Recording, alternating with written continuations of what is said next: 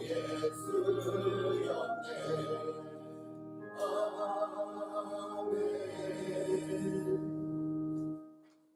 오늘 같이 나누실 하나님의 말씀은 잠언서 17장 1절입니다. 짧은 기절이 읽어보도록 하겠습니다. 마른 떡 한 조각만 입고도 화목하는 것이 죄의 집에 가득하고 다투는 것보다 나으리라.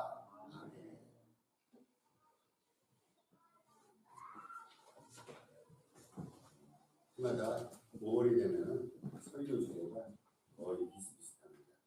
가정의 달인만큼 오늘은 행복한 가정이다 라는 제목을 가지고 함께 주님의 말씀을 나누도록 하겠습니다. 5월을 가르쳐서 우리들은 그 두 가지 단어로 5월을 분류합니다. 5월은 계절의 여왕입니다. 그리고 5월은 가정의 달입니다. 왜 5월을 계절의 여왕이랄까? 가만히 생각해 보니까 5월에는 실록이 이렇게 우거진단 말이죠. 이게 녹음이 우거지고 자연에 한 꽃들이 피어가지고 1년 12달 가운데 자연 세계가 제일 아름답습니다. 이게 5월달입니다. 이게 자연적으로 우리 시각적으로 이렇게 그래서 5월을 계절의 여왕이 그렇게 말하지 않나라는 생각을 해요. 그리고 5월을 가정의 달이라고 그러는데 특별히 이제 우리나라 같은 경우에 보면 5월달에 가정과 관련된 날이 많아요. 5월 5일은 어린이날입니다. 그리고 5월 8일은 어버이날입니다. 물론 이제 그 기독교 단력에서는 어린이 주일이 따로 있고 어버이 주일이 따로 있지만 우리나라의 전체적인 단력에는 5일은 어린이날, 8일은 어버이날, 그리고 15일이 세계 가정의 날이에요. 세계 가정의 날. 여러분 혹시 아십니까? 예전에는 우리나라의 스승의 날도 지금 복원이 됐는데 5월 15일을 세계 가정의 날로 준수하고 있습니다. 그리고 5월 21일을 완전히 확정이 됐는데 부부의 날입니다. 이 부부의 날이라는 것이 20일인데 둘이 하나가 된다는 의미에서 우리나라에서 이렇게 부부의 날을 제정했어요.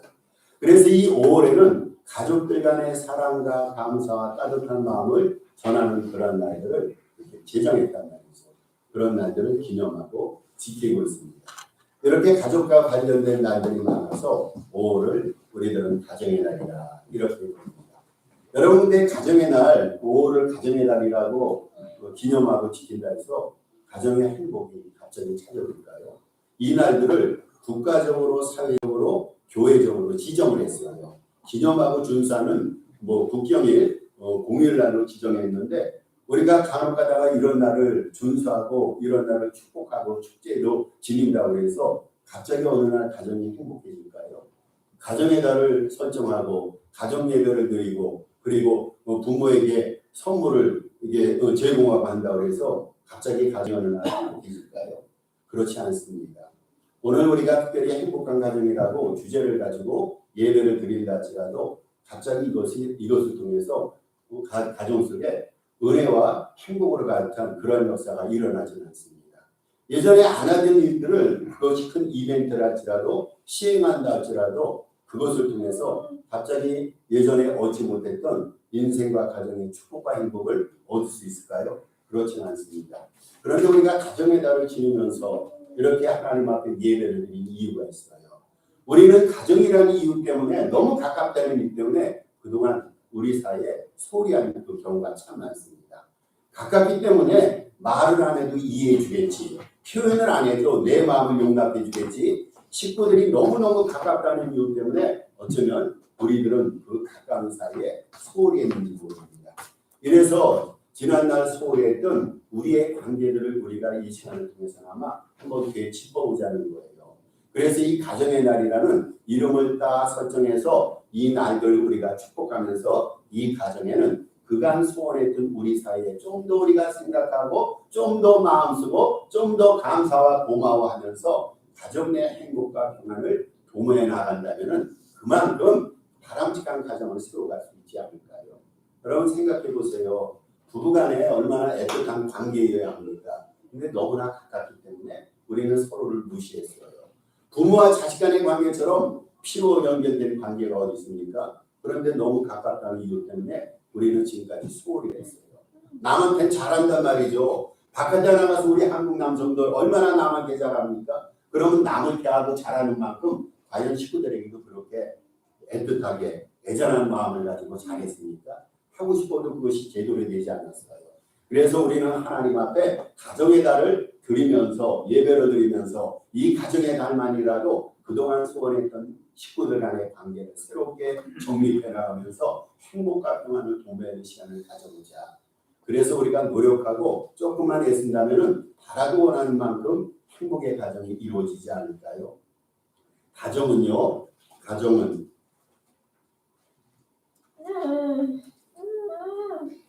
가정은 교회와 더불어 하나님이 친히 제정하신 제도입니다. 하나님께서 천지를 창조하셨어요. 그리고 맨 마지막에 사람을 창조하셨는데 먼저 남자를 창조하십니다. 그리고 그 남자로부터 여성을 창조하셨어요. 그래서 엄밀한 의미에서 남자와 여자는 한 몸으로부터 나온 겁니다. 이심동체라는 말이 거기서 나온 거예요. 원래는 남자 하나만을 창조하셨는데 그 남자의 갈비뼈를 취해서 여자를 만드셨어요. 남자의 뼈로부터 남자의 살로부터 여성이 만들어졌습니다. 그래서 남자와 여자의 창조가요. 이것이 가정의 시작이 됩니다. 교회와 더불어 가정은 하나님이 친히 제정하신 제도란 말이죠. 또 가정은요. 육신의 요람이며 정신의 안식처이며 평강과 은총의 장소입니다. 여러분 여행 좋아하시는 분은요. 좋은 곳을 가서 좋은 음식을 먹고 호감, 눈요기를 합니다. 좋은 문화지가 얼마나 많습니까? 산천경에 좋은 곳이 너무너무 많이 있어요. 그런데 갈 때는 가슴이 들뜨고 뭔가 얻고 뭔가 행복의 마음이 들어옵니다. 그런데 아무리 좋은 곳에 가서 아무리 좋은 별개의 음식을 먹는다 할지라도 시간이 지나면 피곤해져요. 그러면 어떤 생각이 듭니까? 빨리 집에 가고 싶은 거예요. 그 좋았던 광경, 그 좋았던 풍경 이것보다는 빨리 집에 가서 쉬고 싶습니다. 그래서 집으로 돌아오면은요. 세상 어느 곳에든지 맛보지 못할 평강과 안연함을 느끼게 됩니다. 여러분 이것이 가정이에요. 가정처럼 이 세상에서 육신의 요람이며 정신의 안식처가 있을까요? 셋째로 가정은요. 메마르지 않는 사랑과 행복의 셈입니다. 우리가 바깥에 나가서 나쁜 일을 하고 범죄할 때가 있어요. 범죄자들 많지 않습니까? 그런데 세상에서는 판단을 해요.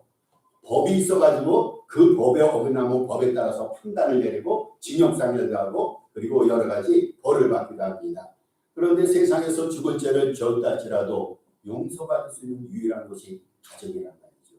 여러분 가정에서 서로 식구들 간에 정죄합니까? 가정에는요 용서가 있는 곳이 위로가 있는 곳이에요. 가정은요 메마르지 않은 사랑과 행복의 셈이 됩니다.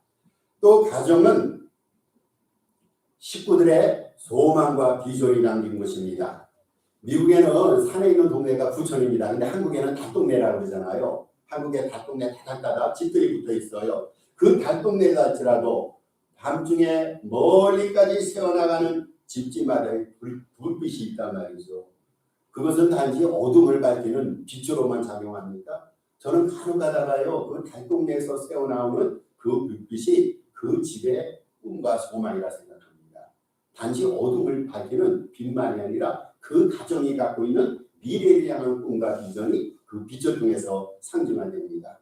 여러분 가정은 한 사회의 토대입니다. 가장 최소의 사회단체가 바로 가정입니다. 그래서 건강하고 밝은 가정을 통해서 튼튼하고 품격 있는 사회가 형성이 됩니다.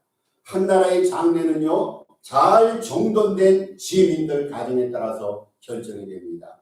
행복한 가정이 행복한 사회를 이루고 행복한 사회가 행복한 국가를 이룹니다. 우리가 행복한 마음으로 하나님 앞에 교회 찾아나서 영광을 드리면 우리 교회가 행복한 과회가 됩니다. 반면에 여러분 개인 가정이 불행하면요. 그 공동체 사회가 불행해지게 돼 있어요. 그러면 국가는 온통 불행해집니다. 한 나라의 장래는요. 잘 정돈된 한 가정의 삶의 내용에 따라서 결정이 됩니다. 무엇보다도 가정은 이 땅에서 하늘나라를 경험할 수 있는 유일한 곳입니다. 우리가 하늘나라를 아직 가보지 않았어요. 그런데 하늘나라의 삶을 살아갈 수가 있어요. 하늘나라의 삶을 살아갈 수 있는 두 가지 장소가 있습니다. 하나는 교회입니다. 우리는 교회에서 천국의 실체를 경험합니다. 또 하나는 가정입니다.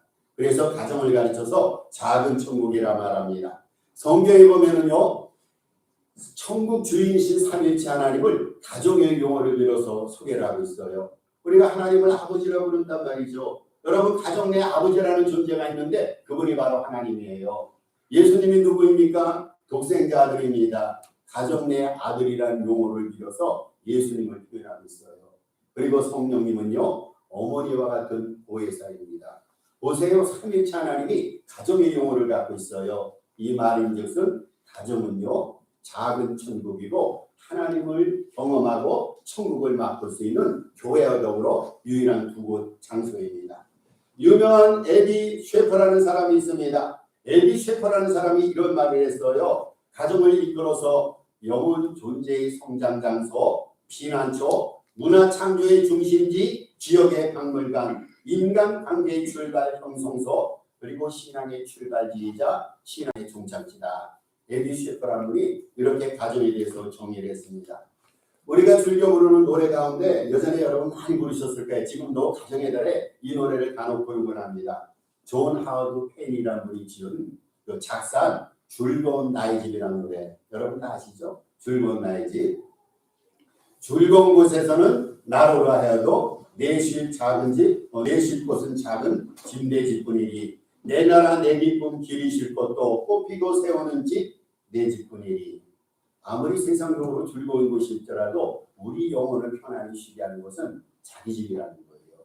이 노래는요 전 세계적으로 퍼져나가서 가정이 얼마나 소중한 것을 일깨워줬던 그러한 애창곡입니다. 가정은 행복의 창고입니다. 그리고 우리가 갖고 애써 가꾸고 소중하게 지켜야 될 보물입니다. 하나님께서 우리에게 주신 보물이 참 많아요.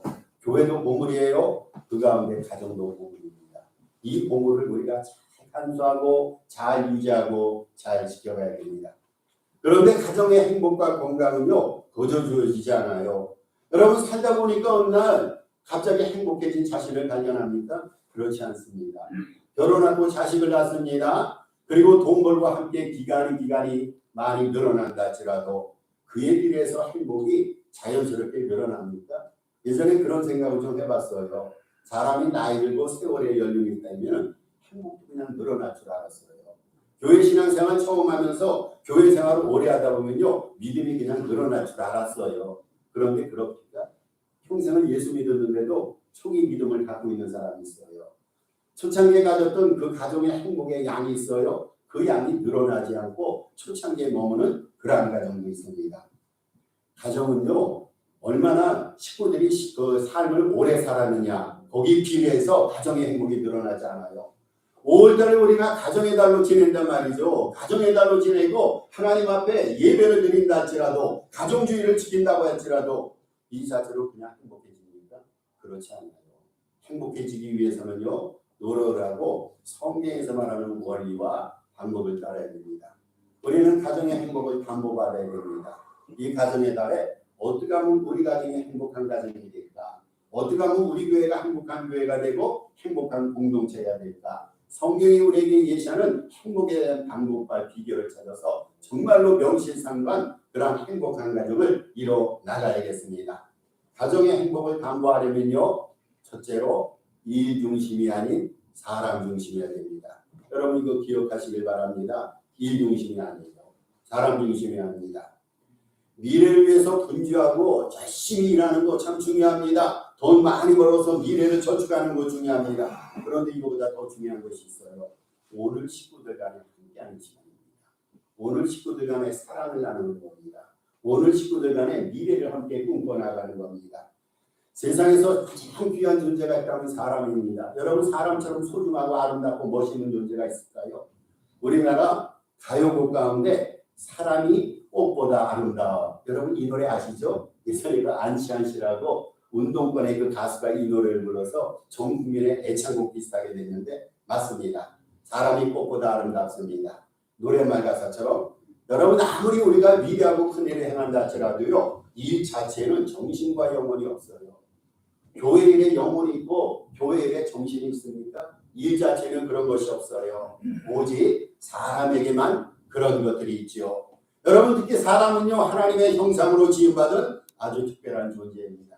이 세상에서 제일 중요한 것은 사람입니다. 여러분 이 세상에서 제일 중요한 것은 우리의 부모입니다. 우리의 자식입니다.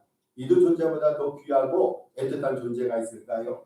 가정에서건 교회에서건 직장에서건 사람이 우선시돼야 됩니다. 이거 우리가 기억하셔야 돼요. 여러분 우리가 교회를 열심히 하다가 싸울 때가 있어요. 그러면 그 일을 중지해야 됩니다. 일이 중요한 게 아니에요. 사람이 살아야 됩니다. 영혼이 평안해야 됩니다. 아무리 좋은 일이라도 그 일 때문에 사람이 다쳐서는 안 된단 말이죠. 그 일 때문에 사람이 상처를 받거나 사람이 그 일 때문에 시험받아서는 안 됩니다. 일하고 돈 벌고 그래서 분주하고 바쁜 이유 때문에 오늘 나눠야 할 식구들 간의 사랑의 대화를 나누지 못하면 여러분 이것이 불행이 아닙니까? 시간이 우리를 기다려줍니까? 자녀가 우리를 기다려주는가요? 여러분 부부관계가 영생토록 지속이 됩니까? 모든 것은 이루어야 될 시간이 있고 때와 장소가 있습니다. 때가 있고 연한이 있단 말이죠. 오늘 우리가 맺어가야 될 식구들 간의 소통 관계를 제대로 이행하지 못한다면 장래 이것은 큰 불행이 될 수밖에 없어요. 그래서 오늘 본문에서는 약간 함께 이어서요. 마른 떡 한 조각만 있고도 화목한 것이 제육이 집에 가득하고 다투는 것보다 나으리라고 있어요. 일을 열심히 해서 돈을 많이 버는데 가족이 다투는 것보다 한 것 없어도 함께 같이 시간을 보내면서 함께 사랑을 나누면서 행복을 함께 일깨워가는 것이 더 중요하고 더 성경적인 일이라고 성경은 우리에게 증언하고 있어요. 그래서 첫 번째로 가정의 행복을 반복하려면 일 중심이 아닌 사람 중심이어야 합니다. 두 번째, 물질 중심이 아닌 영혼 우선이어야 됩니다. 돈을 많이 번다고 이게 참 중요한 것 같아요. 여러분 돈을 많이 벌어서 돈이 있다고 행복해지려면요 쓰고 일을 해야 돼요. 물론 우리가 일을 한다고 해서 일한 만큼 다 돈을 벌 수 없습니다. 세상의 그 시스템이 그렇습니다. 그런데요 기억할 것은 재물과 우리가 갖고 있는 소리가 행복지수와 비례하지 않아요. 이 세상에서 이 세계에서 국가 간의 행복지수를 살펴봤어요. 가장 행복한 나라가 어느 나라라고 생각하십니까? 여러분 미국이 행복합니까? 저기 북유럽의 그 스칸디나비아 3개국은 굉장히 그 국민 소득이 높은 나라들이에요. 그 나라들의 행복지수가 제일 높습니까? 아니에요. 스웨덴 같은 나라는 세계에서 자살률이 제일 많습니다. 이 세계에서 가장 행복한 국가는요. 히말라야 산맥 고산 지역에 있는 75만 명의 작은 나라가 있어요. 부탄이라는 나라를 여러분 들어보셨어요? 부탄이라는 나라. 아주 작은 나라입니다. 그런데 해마다 국가의 행복지수를 발표할 때 부탄이 세계 1위입니다. 하나님도 행복합니다. 이거는 뭘 의미합니까? 여러분 부가 창출되고 세상적으로 많은 물질을 갖고 있다고 해서 그것이 행복지수를 가늠하는 잣대가 아니란 말이죠. 행복하려면요 가족 구성원들의 영혼들, 우리의 영혼들입니다. 우리의 영혼들이 넉넉하고 따뜻해야 됩니다. 물질은 우리에게 한시적인 흥분과 즐거움과 편리함을 주지만 건강한 영혼은요 오랜 세월 동안 기쁨과 평안을 줍니다. 영혼이 평안해야 그것이 평안한 거예요. 우리 영혼이 행복해야 그것이 행복한 거 아닙니까? 물질은 많이 벌고 세상적인 것을 갖추고 다 갖췄는데 그래서 세상 사람들이 외적으로 우리를 평가하면서 저 가정은 행복한 가정이고 저 교회는 행복한 교회야 라고 평가할 수 있는데 그 교회와 그 가정의 지체들의 영혼들이 비난하다는 그가 얼마나 가난한 인생이 아닐까요? 영혼이 건강해야 되고 영혼이 따뜻해야 됩니다. 영혼이 잘 되려면요 한 가지 비결이 있어요. 영혼이 잘 되면 주님을 모시고 그분 뜻을 따라야 됩니다. 주님을 모시고 그분 뜻을 따라야지 우리 영혼이 풍성하고 따뜻하단 말이죠. 영혼이 풍성한데 거기에 행복이 없을 수 있을까요? 가정 내 주님의 뜻이 이루어지면요 그 자체로 천국이 됩니다. 제가 잘 부르는 찬송이 있어요. 찬송가 438장 가사가 이렇습니다. 내 주 예수 모시고 그분과 동행하는 곳은 그 어디냐 하늘나라. 예수님과 동행하는 곳이 하늘나라예요. 여러분 그 기억하셔야 돼요. 우리 주님을 모시고 내 영혼으로 기뻐하고 즐거워하는 것 거기에는 물질의 다가와 관계가 없어요. 그 자체로 천국이 됩니다. 미국의 자동차 헨리포드의 얘기입니다. 헨리포드가 이제 대기업을 이뤘어요. 크게 기업을 이루고 나서 고향집에 들어가서 좀 편하게 지내야겠다. 은퇴하기 전입니다. 그래서 이제 고향집으로 귀향을 했단 말이죠. 거기서 집을 짓는데 사람들의 예상은 아담 같은 큰 집을 짓는 것을 예상을 했어요. 워낙에 세계적인 총수가 아닙니까? 돈이 많은 사람이니까 궁궐을 크게 짓 줄 알고 집을 궁궐같이 크게 짓 줄 알고 기대를 했는데 정말로 작은 집을 지었어요. 아주 초라하기 그지없는 작은 집을 지었습니다. 그러니까 그 주변에서 비서지는 위치에서 주변 분들이 이런 얘기를 합니다. 아니 총수치고는 집이 너무 초라하지 않나요? 호화롭지는 않더라도 생활하기에 불편해서는 안 됩니다. 총수님. 그러면서 집을 다시 짓 것을 권유했답니다. 걱정스럽죠. 그 재벌 총수로서 많은 사람에게 보여주는 그 외견상에 그 어떤 자기 자신의 수준이 있지 않습니까? 그런데 총수가 너무 초라하게 보이는 집을 짓고 거기서 산다 그러니까 주변에서 많이 하고 걱정을 했어요. 이때 그 포드가 주변 사람들의 걱정과 만류의 말을 들으면서 얼굴에 미소를 가득히 띠고 이렇게 대답했답니다. 참 귀한 말씀을 했어요. 가정은 건물이 아닙니다. 가정은 건물이 아닙니다. 작고 초라하더라도 거기에 예수님이 계시고 사랑이 넘친다면 그곳이야말로 가장 위대한 집이고 가장 행복한 집이지요. 여러분 저는 우리 가정들이 이런 가정이 됐으면 좋겠어요. 예수님을 모시고 따뜻한 영혼으로 행복한 가정이 됐으면 좋겠어요. 제 개인적인 바람과 꿈은요. 우리 산호세 동산교회가 교인들 많았으면 좋겠어요. 여기서 빨리 벗어나서 본당에 들어가서 예배 드릴 수 있는 만큼 수적으로도 교회가 부흥됐으면 좋겠어요. 그런데 이거보다 제가 더 원하는 것이 있어요. 여기서 예배를 드려도 우리 영혼들이 한 마음이 되고 우리가 건강하고 따뜻한 영혼으로 하나님을 찬양하면서 여기에 하나님이시는 사랑과 평안으로 걷는 그런 교회를 이뤄나갔으면 좋겠어요. 이것이 진정한 행복이 아닙니까? 사람이 많이 있고 일감은 많은데 거기에 다툼이 있고 갈등이 있어요. 그런데 아무것도 없어요. 아무것도 없는 상황 속에 행복과 기쁨과 평안과 안전함이 있다면 여러분은 무엇을 선택하시겠습니까? 우리의 따뜻한 영혼을 가지고 주님을 모시면서 이 자리 식구들과 더불어 함께하는 자리를 천국으로 만들어 가시기를 주님의 이름으로 부탁을 드립니다. 세 번째입니다. 세 번째. 행복한 가정은 경고받으면요. 다른 가정과 정말로 비교해서는 안 됩니다. 저는 참 마음속으로 부담이 될 때가 있어요. 간혹 가다가 다른 교회를 이렇게 비교해서 말씀 주실 때는 제가 부담이 가요. 능력은 안 되는데 큰 교회 목사님 큰 교회 상황을 비교해서 말씀하시니까 저 정도를 이루어야 될 텐데 저 능력과 지혜와 한계 상수에서 어떻게 저를 이루어가니까 부담스러울 때가 있어요. 여러분 우리 자녀들한테 그런 말 하지 않습니까? 아무개 자녀를 보고 자식을 봐라. 저렇게 공부도 잘하고 저렇게 사람들로부터 많은 칭송을 받고 있는데 너는 이게 뭐냐. 여러분 가정과 비교해서는 절대 안 된단 말이죠. 이 세상에서요 온전한 가정이 있을까요? 완벽한 가정이 있을까요? 아무리 눈 씻고 짜져봐도 완벽한 교회가 있을까요? 여러분 완전하고 완벽한 가정 없어요. 완전한 사람 없어요. 완전한 목사 없고 완전한 장도 없습니다. 우리는 완벽을 기도해서는 안 됩니다. 완전한 교회, 완벽한 교회와 가정을 기대하지도 말고 그것을 하나님 앞에 기도해서도 안 된단 말이죠. 따라서요 완전한 가정을 만들려 하지 말고 대신 우리는 평안하고 행복한 가정을 이루려는 노력을 해야 됩니다. 이것이 우리가 노력해야 될 것이에요. 우리 인간에게는 한계 사항이 있잖아요. 해도 안 되는 인간의 지식에 한계가 있어요. 하고 싶은데 안 되는 범위가 있단 말이죠. 또 하나님께서 허락하지 않는 범위가 있어요. 완벽한 것이 없습니다. 완벽을 위해서 하나님 앞에 애쓰고 노력하기보다는 좀 더 평안하고 행복하고 건강하고 이것을 위해서 하나님 앞에 기도하고 이것을 추구하는 것이 지혜로운 삶이고 지혜로운 인생입니다. 여러분 행복한 가정 이것을 이루려는 노력이 사실은 우리에게 필요합니다. 가진 것이 많지 않아도요 사랑과 꿈이 있고 또 희망이 있으면 그곳에 행복이 있고 그것이 바로 작은 천국이라 생각합니다. 감사하게도 사려 깊은 눈으로 우리 주변을 우리 가정을 여러분 한번 살펴보시기 바랍니다.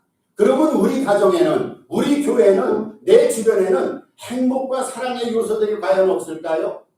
은혜의 요소들이 없을까요? 여러분이 있습니다. 남의 가정에 있는 것 이상으로 우리 가정에도 있어요. 다른 교회 없는 것 이상으로 우리 교회도 있습니다. 우리 것을 찾아봐야 됩니다.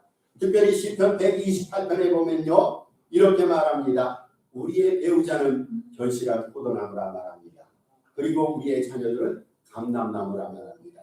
여러분 다시 말씀드립니다. 우리 가정 내 세상 사람들이 어떻게 우리 가정을 본다 할지라도 우리 가정에 있는 배우자는 감람나무입니다.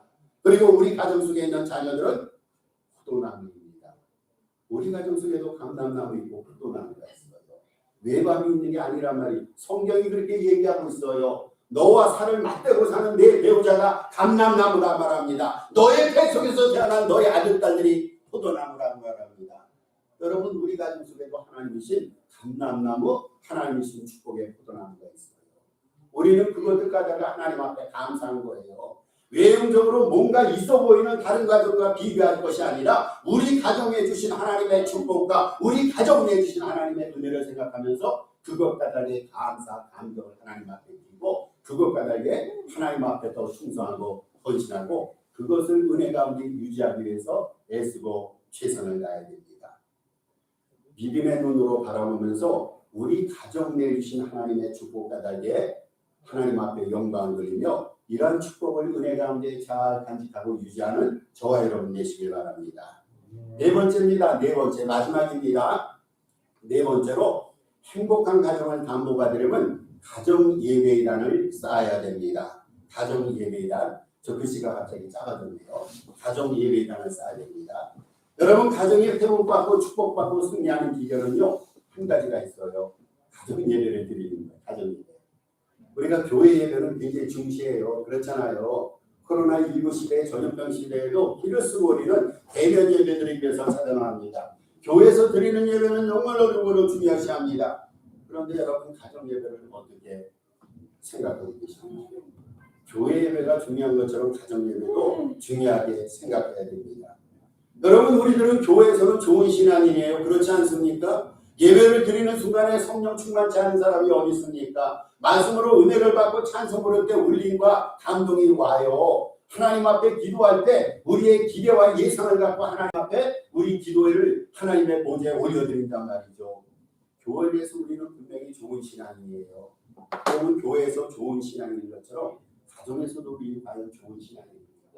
교회 안에서는 문 안이라고 표현합니다. 저 교회 문 안에서 우리는 성령 충만한 신앙인인데 문 밖에 나가서 교회 안에서의 성령 충만한 것처럼 똑같이 우리 성령 충만합니다. 하나님 앞에 예배를 드릴 때 우리 하나님 앞에 모든 것을 헌신하고 드립니다. 그런데 세상에서 불신 세상 사람들을 만날 때 우리가 과연 하나님을 교회에서 표현하는 것처럼 그렇게 하나님을 표현하며 우리의 믿음을 간증하고 있습니다. 가정에서 사회에서 교회에서 예배드리고 하나님 앞에 영광 드리는 만큼 그러한 가정과 사회에서도 그렇게 신앙생활을 하자 말이죠. 교회에서 예배가 중요해서 찾아나왔어요. 전염병을 우리가 극복하고 찾아나왔어요. 때로는 교회에서 예배드리기가 어려운 상황 속에서도 예배드리게 찾아나왔어요. 그러한 마음과 결단과 고백으로 가정 예배 제안도 한번 쌓아보자 말이죠. 가정 예배는요 참 중요합니다. 식구들이요 성경과 기도를 배우는 시간입니다. 언제 우리가 성경과 기도를 열심히 배웁니까? 가정 예배를 통해서요. 여러분 가정 예배는요 주님의 인격을 닮아가는 시간입니다. 그 시간 중요한 시간입니다. 교회에서뿐이 아닙니다. 주님의 인격을 닮아가는 시간입니다. 그리고 가정 예배 시간은요 가족을 하나 되게 하는 시간이에요. 여러분 보세요. 예배를 드릴 때 저와 여러분 우리 모두가 하나 되지 않습니까? 우리가 오직 하나님만을 생각하면서 그분에게 영광을 드리기 위해서 예배를 드리고 있어요. 가정에서 하나님 앞에 가정제단을 쌓으면요 가정 식구들이 하나가 됩니다. 가정에서 예배를 드릴 때 개인의 신앙 성숙이 일어나게 됩니다. 그런데 가정 내에서 일어나는 개인의 신앙 성숙이요 교회 부흥의 교회 영적 부흥의 계기가 된단 말이죠. 가정 예배를 드리면서 가정에서 믿음이 성숙한 사람이 교회에서 주님의 역사를 감당하지 않겠어요. 가정의 제단을 쌓지 않고 가정 내 믿음이 없는 사람은 교회에 와서도 크게 주님의 역사를 이룰 수 없단 말이죠. 여러분 성경을 보세요. 가정 예배를 통해서 수집하는 가정들이 얼마나 많습니까? 가정 예배를 드렸어요. 가정 예배는 제가 만들어낸 것이 아니라 성경에 있는 제도입니다. 노아의 가정에 하나님 앞에 가정 예배를 드렸어요. 노아가 홍수 끝난 다음에 제일 먼저 했던 일이 뭡니까? 식구들을 모아놓고 하나님 앞에 감사의 제단, 하나님 앞에 가정 제단을 쌓았어요. 여러분 욥이라는 사람 아시지 않습니까? 동방 지역에 아주 의인입니다. 믿음이 있는 자고 성경은 당대 의인이라고 그를 표현합니다. 그 욥이라는 사람은요 10남매가 있었어요. 10남매의 자식들 생길 때마다 모였어요. 혹시 생일 기간 동안에 말을 잘못해서 하나님의 영광을 그리지 아니할까? 세상의 쾌락과 음식에 취한 나머지 하나님의 영광을 희소시키지 아니할까? 자녀들을 모아놓고 가족예배를 쌓았어요. 얼마나 많이 쌓았겠어요? 10남매가 아닙니까? 그 10남매의 생일 때마다 가족예배를 쌓았다고 성경은 증언합니다. 여러분, 아브라함은 어떤 사람입니까? 성경에 보면요, 아브라함은요 가는 곳마다 제단을 쌓았다고 했어요. 하나님께서 제단을 쌓는 아브라함을 축복해 주시지 않았습니까? 믿음의 조상이 된 것이 우연이 된 것이 아니란 말이죠. 저가 축복의 통로가 된 것이 우연의 이치가 아닙니다. 하나님 앞에 가정 제단을 쌓음으로 제단을 쌓을 때마다 하나님께서 저의 믿음을 어렵게 여기시고 저의 믿음을 의로 여기시고 축복을 내려주셨어요. 여러분, 또 신약 성경에 넘어오면요 아굴라 부부가 있어요.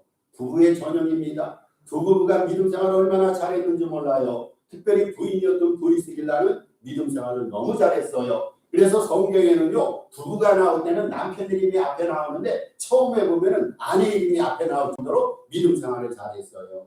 아내가 남편을 믿음으로 잘 인도해서 두 부부가 얼마나 신앙생활을 잘합니까? 이 아굴라 부부가요 심지어는 아볼로 목사님이라고 있어요. 아볼로 목사님을 데려다가 성경의 도를 가르치면서 그렇게 최선을 다해서 믿음생활을 부부가 잘했어요. 가정재단을 쌓으면서 믿음생활을 감당한 이 부부를 통해서 하나님께서는 바울의 조력자가 되게 하시고 고린도 교회를 부흥시키시고 이들이 가는 곳마다 교회가 부흥되고 하나님의 영광의 역사가 나타난단 말이죠. 또 한 사람 소개할 사람이 있어요. 이방인 가운데 가정재단 잘 쌓았던 사람이 있습니다. 고넬료라는 사람입니다. 사도행 10장에 보면 고넬료 얘기가 나오지 않습니까? 하나님의 말씀을 듣고 그 말씀에 따라 예배를 드리고 싶은데 성경에 대한 지식이 부족한 거예요. 누구를 초빙했습니까? 당대 예수님의 수자에 듣던 베드로를 초빙해서 가정예배를 쌓은 거예요. 이방인인데 가정예배에 목이 말랐단 말이죠. 예배를 사모해서 예배를 드릴 인도자가 없으니까 베드로를 초빙해서 예배를 드릴 때 어떤 열매가 나옵니까? 온 가족들, 예배드리는 가족들이 성령 충만한 은혜를 받았다. 사도행전은 그렇게 증언하고 있습니다. 여러분, 가정예배, 가정재단이 있는 가정을 하나님은 크게 축복해 주시죠. 시편 128편 1절 2절에서 시인이 이렇게 말합니다. 여호와를 경외하며 그의 길을 걷는 자마다 복이 있도다. 내가 내 손이 수고한 대로 먹을 것이라. 내가 복되고 형통하리로다. 가정재단을 쌓으면서 하나님을 경외하는 가정을 하나님께서 축복해 주시는데 내가 잘 된다고 그랬어요. 원하고 바라는 대로 이루어진다고 말합니다. 우리 주님께서는 시인을 통해서 형통하다, 복되도다 그렇게 칭송하시고 축복을 하십니다. 가정재단을 통해 흘러들어오는 우리 주님의 형통함의 축복을 여러분 마음껏 누리시기를 주님의 이름으로 축복합니다. 오늘날 화목하고 행복해야 될 가정들이 휘청거리고 있어요. 가정 내에 우리가 가정을 포도원으로 이렇게 비유할 수가 있는데 가정이란 포도원에 작은 여우가 침투했어요. 작은 여우, 아주 작은 여우입니다. 그 여우가 침투해서 여기저기 휘젓고 날아다니면서 우리 가정을 혼란스럽게 합니다. 그 작은 여우를 잡아내야 됩니다. 그것을 가정 내에서 추방시켜야 됩니다. 병들고 약해져가는 우리의 가정들을 회복하여 다시금 5년의 아름다운 가정다움을 회복해야 있습니다. 이 가정은 하나님의 창조물이에요.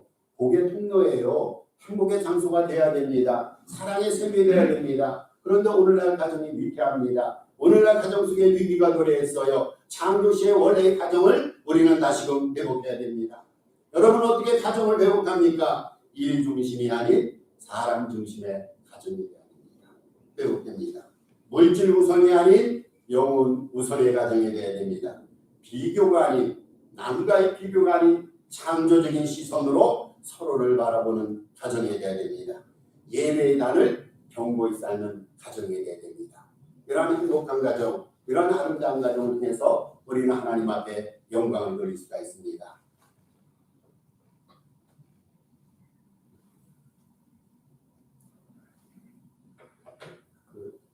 저기 있었는데 저기 안 들어왔네요. 결론을 내립니다. 가정의 달을 허락하신 우리 주님께 감사드리며 식구들과 사랑과 후에 존경과 순종을